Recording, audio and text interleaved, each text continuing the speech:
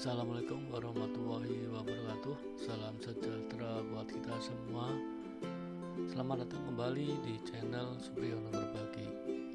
Semoga semua selalu dalam lindungan Allah Subhanahu wa taala, sehat dan sukses selalu.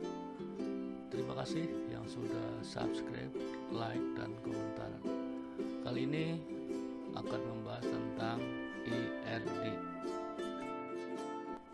IRD adalah model atau rancangan untuk membuat database supaya lebih mudah dalam menggambarkan data yang memiliki hubungan atau relasi dalam bentuk sebuah desain. Dengan adanya IRD diagram, maka sistem database yang terbentuk dapat digambarkan dengan lebih terstruktur dan terlihat rapi. Sedangkan database sendiri merupakan kumpulan data yang dapat digambarkan sebagai aktivitas dari satu atau lebih organisasi yang berelasi.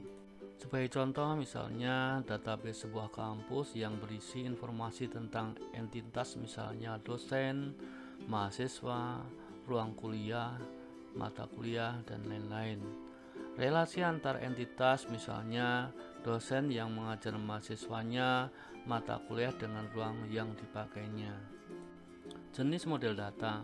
Untuk menyusun sistem data yang tepat, maka kita harus menentukan terlebih dahulu mengenai jenis model data yang akan digunakan, yang mana hal tersebut akan sangat mempengaruhi nantinya pada pengembangan aplikasi sesuai dengan kebutuhan proyek bisnis.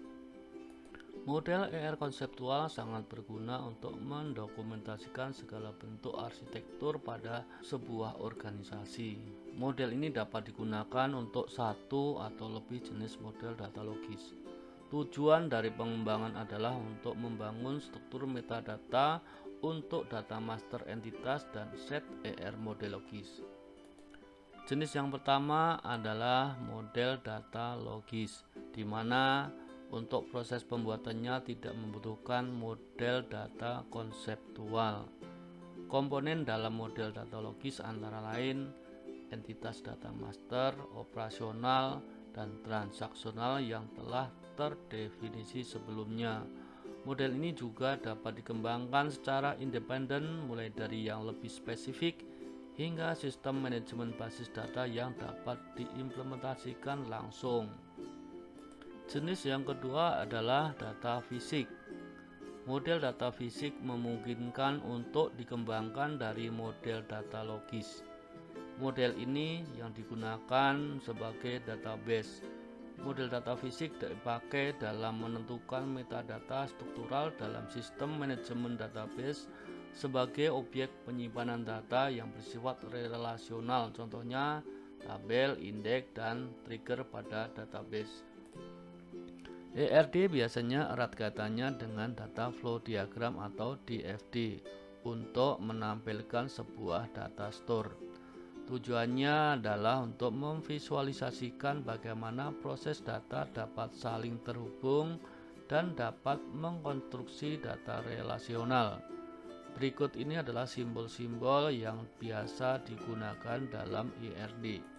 Yang pertama adalah entitas. Entitas merupakan kumpulan objek yang dapat teridentifikasi secara unik. Di dalam ERD, entitas dilambangkan dengan bentuk persegi panjang. Contoh sederhana dari entitas kampus misalkan entitas dosen, entitas mahasiswa, entitas mata kuliah, entitas ruang. Yang kedua adalah atribut. Untuk setiap entitas sendiri mempunyai atribut yang berfungsi untuk mendeskripsikan karakteristik dari entitas tersebut. Atribut diwakili dengan simbol elips. Misalkan dalam entitas dosen terdapat atribut NIP, nama, alamat. Kemudian dalam entitas mahasiswa terdapat atribut NIM, nama, alamat. Dalam entitas mata kuliah terdapat atribut kode mata kuliah, nama mata kuliah, deskripsi mata kuliah. Dalam entitas ruang terdapat atribut kode ruang, nama ruang, kapasitas ruang, dan tempat. Ada macam-macam jenis atribut. Yang pertama adalah atribut kunci atau key, yaitu dapat digunakan untuk menentukan entitas secara unik. Contoh di sini misalkan NIM atau nomor induk mahasiswa.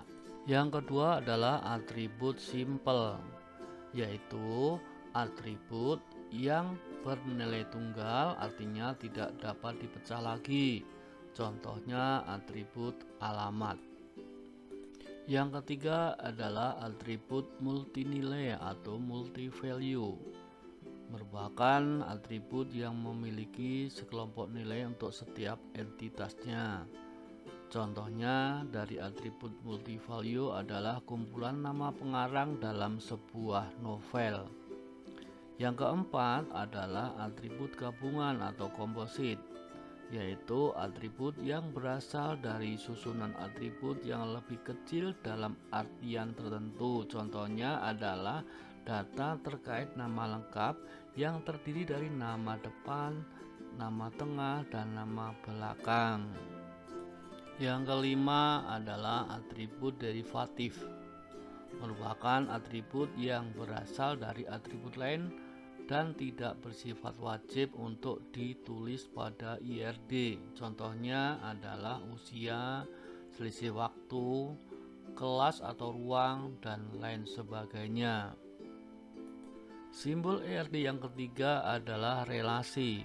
Relasi adalah sebuah hubungan antara beberapa jenis entitas yang berasal dari himpunan entitas yang berbeda.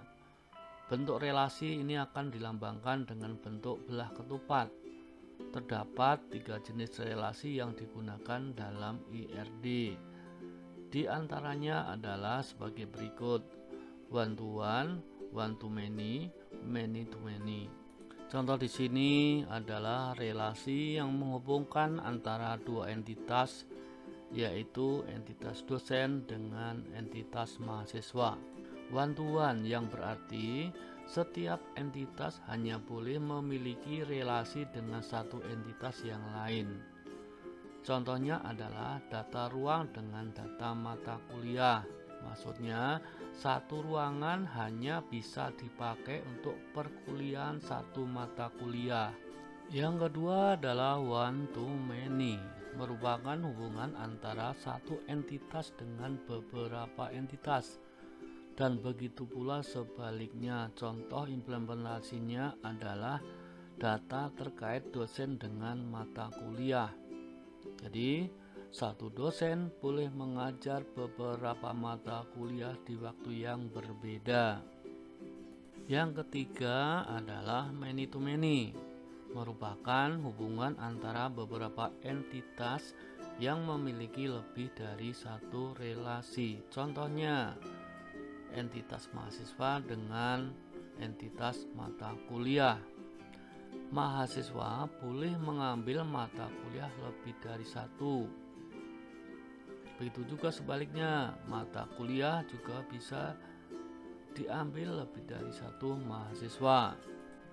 Simbol RD yang terakhir adalah garis. Garis menghubungkan antar atribut untuk menunjukkan hubungan entitas pada diagram IR. Contoh di sini adalah entitas dosen dengan entitas mahasiswa dihubungkan dengan garis. Entitas dosen ke atribut NIP dihubungkan dengan garis. Entitas mahasiswa ke atribut NIM dihubungkan dengan garis. Cukup sekian materi untuk RD kali ini. Semoga materi ini walaupun sangat sederhana, harapan saya bisa menjadi bermanfaat. Sampai jumpa di materi berikutnya. Sehat, sukses selalu buat rekan-rekan semua.